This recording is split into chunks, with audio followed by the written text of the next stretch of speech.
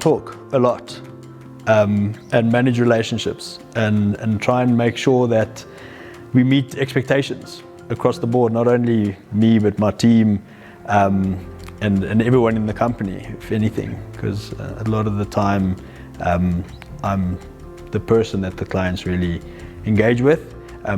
When things aren't going 100% the way they should be going, which is fine because it's not often, but it happens.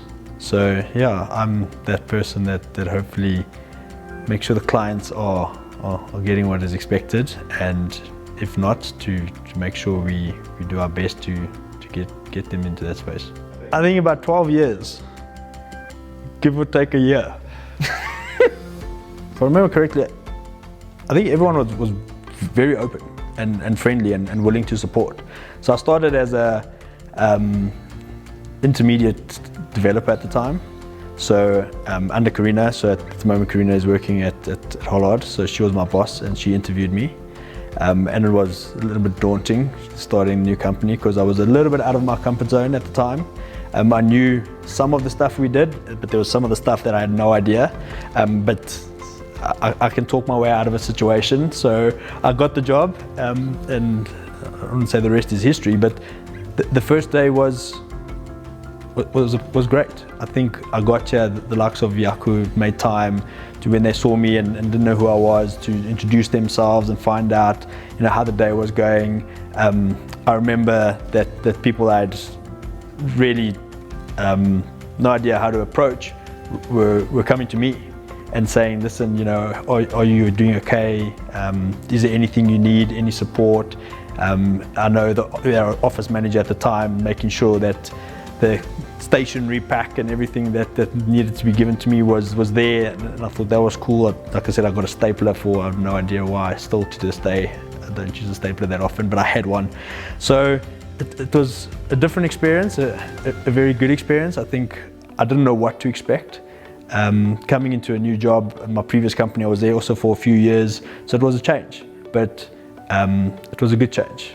I think the company, the culture hit me almost immediately, and it's, like I said, it's the reason why I've been here for 12 years. So from day one, it's been that experience, and the experience I still get today. I don't know how cheesy this is going to sound, but it's delivering that service to a client, and they appreciate everything that you do. It's that once in a while going above and beyond and getting the recognition from the client to say, listen, Leonel, your team did this, or you did this, or having a client send an email to their clients and really praise us for how we've served them in whatever instance. So that sort of recognition from the client side on doing stuff that we do as a normal day-to-day sort of job, that's amazing. And also seeing the members in my team excel and reach new heights, where I know of some people at the beginning of a task or a project, they had no idea where they were going, but at the end they were champions. They owned it. They were so experienced that they were comfortable to take on the next thing, where at the beginning of that project, it was almost thrust upon them. So that was really the type of things, or is really the type of things that keep me going every day. It's seeing that interaction between the team and the clients, seeing how the clients are really praising SilverBridge as a whole, and the fact that the new deals, the new relationships that you make start on such a positive note because of the reputation we have at our clients. And like I said, it's easy when the system works and everything goes well, which has really made my job easy. But even in the difficult times, you get that sort of leeway because of the track record that you've had up until this point. So at the moment, that's what I enjoy. I enjoy having the conversations with the clients, and the clients really singing our praises. So that keeps me coming back every day. I think it's because you're not alone. It's not like you going in and taking on a job, a client, a project by yourself. You've got that support, whether it's the team that supports you, or whether it's your managers that support you. It's not something where you need to make a decision that you're not comfortable with without having a backing of somebody to reassure you. So it's really the culture again. it's coming to a place where you know that as a collective you are making the decision, and as a collective they will stand by the decisions you make, because I make a lot of decisions on the fly, and touch wood, most things have gone my way. But I do know that if I do make a decision that doesn't go my way, and there is an issue for whatever reason that is caused by a decision that I make, that I know I won't be alone in facing whatever the consequences would be. I trust I won't be alone. I know that I will have the backing of management, the company, and my team. So that really, I think, makes it different. Is I've got that sort of safety net that I try to do what I'm good at in terms of operating and making decisions and juggling a whole lot of things, but knowing that I've got the company to support me on doing what I do, and I think that's obviously what makes, I think, this company different. You're not just a number, you're part of the family, and you're seen like that.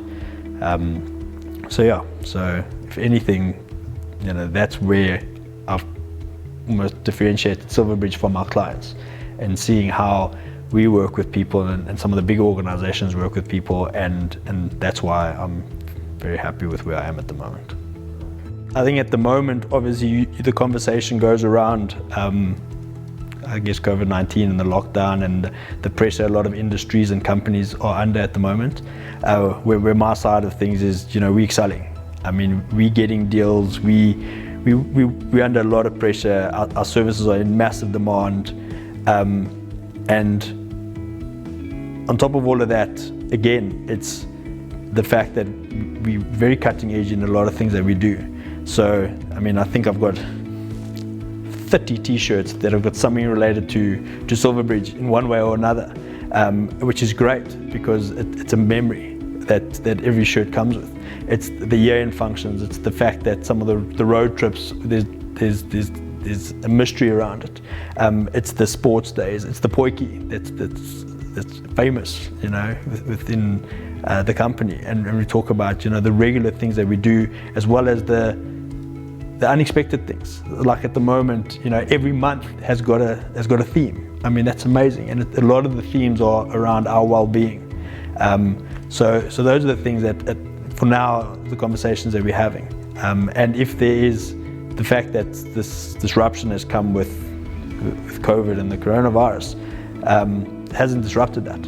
So we still have months where we work on different things, but now they related to the current situation. So it's like screen time. Are you having a break? Are you getting out? Are you making sure you do your work-life balance under control, and you're working with it? So, I mean, just everything that comes around, and the initiatives that we're doing and trying to do, in trying to make sure that people's well-being is the number one priority, and the company looks after us.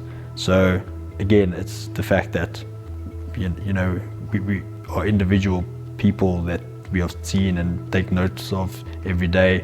You're not just another person coming to work and leaving. So, I mean, around the campfire, that's really what we would talk about.